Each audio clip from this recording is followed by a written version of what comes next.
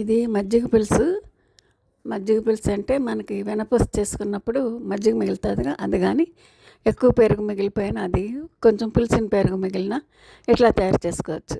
దీనికి ఒక స్పూను బియ్యము, ఒక స్పూన్ శనగపప్పు ముందుగా నానబెట్టుకోవాలి. కాస్త ఎండు కొబ్బరి ముక్క కూడా నానబెట్టుకోవాలి. దీంట్లోకి బెండకాయలున్నా, వంకాయలు, సొరకాయ ఏమన్నా ఇందులో కాస్త ఉడకబెట్టి కలుపుకోవటం అన్నమాట. ఈ నానబెట్టిన శనగపప్పు, కొబ్బరి, బియ్యము, దానికి తోడు ఒక స్పూన్ ధనియాలు, జీలకర్ర కూడా మిక్సీ పట్టుకోవాలి. మిక్సీ పెట్టి ఒక పక్కన పెట్టుకొని తాలింపు వేసుకోవాలి. తర్వాత తాలింపుకి కావాల్సిన మినపప్పు, శనగపప్పు, ఆవాలు, జీలకర్ర, మెంతులు, పచ్చిమిర్చి, మొత్తం కరివేపాకు అన్నీ ఒక పక్కన పెట్టుకోవాలి. దీంట్లోకి పెరుగు తీసుకొని పెరుగు చిలికి గిలకొట్టి ఉంచుకొని దాంట్లోకి కొంచెం ఒక పావు స్పూన్ పసుపు, ఒక హాఫ్ స్పూను సాల్ట్ వేసుకోవాలి. సాల్ట్ ముక్కలను బట్టి ఎక్కువ ముక్కలు ఉంటే ఇంకో హాఫ్ స్పూన్ పడుతుంది.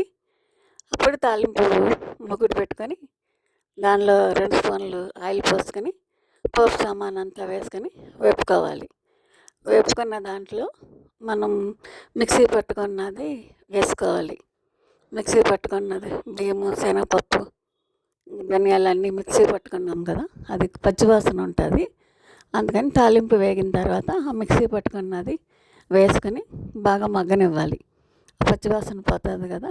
మళ్ళీ మగ్గిన తర్వాత కూడా కొద్దిగా వాటర్ అందులో ఉంటుంది కదా, ఇంకా పేస్ట్ మిగిలిపోయింది, కొద్దిగా వాటర్ కలిపి పోసుకొని అదంతా దగ్గరికి రానివ్వాలి. దగ్గరికి రానిచ్చిన దాంట్లో మజ్జిగ పోసుకొని పసుపు, ఉప్పు కలుపుకున్న మజ్జిగ పోసుకొని కొంచెం కదపాలి. వేడి ఎక్కువ ఉంటే అది ఇరిగిపోయినట్టు అయిపోద్ది.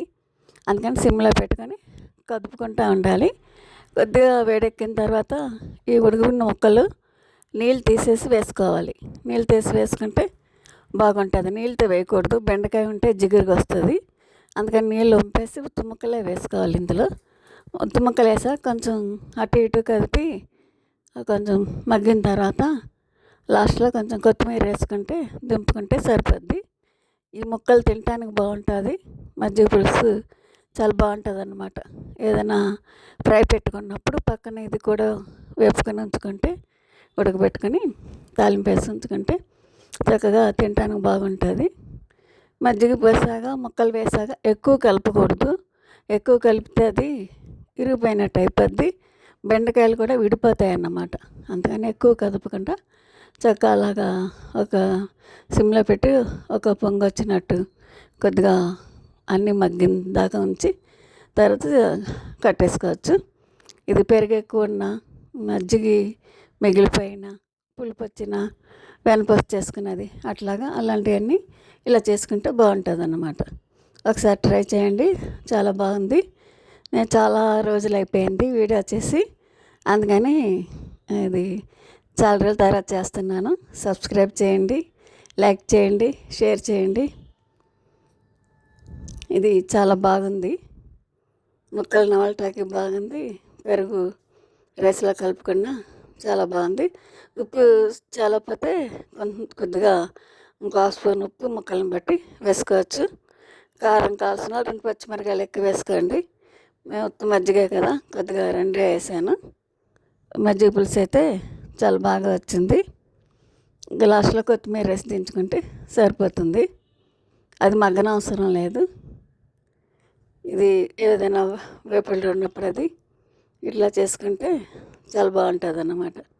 ఇదివరకు మన వాళ్ళు ఇదివరకు పెద్దలు ఇలా చేసేవారు. మనకు అంత టైం లేదు, ఉడకబెట్టుకుని తాలింపులు వేసుకొని ఇంత చేయాలంటే అంత బిజీ అయిపోయాం కదా. ఏదో పెరుగు వెళ్తే తాలింపు వేసుకుంటాం, కానీ ఇదంతా ఉడకబెట్టి కలపాలంటే కొంచెం ప్రొసీజర్ లాంగ్ పడుతుంది, టైం పడుతుంది. కాబట్టి ఎక్కువ ఎవరు చేయట్లేదు ఇప్పుడు. ఇది గత ఇయర్స్కి చూపిద్దాము మజ్జిగ పులుసు అంటే ఏంటి అని నేను ఇది తయారు చేసి పెట్టాను. ఒకసారి ట్రై చేయండి, చాలా బాగుంటుంది. చేయటం మొదలెట్టారంటే అసలు వదలరు కూడా. ఇందులో కావాలంటే అన్ని రకాల కూరగాయలు వేసుకోవచ్చు. ఏమైనా ఎక్కువ ఉంటే ఆ కూరగాయలు కూడా వేసుకోవచ్చు అనమాట. ఇది మజ్జిగ పులుసు చాలా బాగుంది అన్నమాట.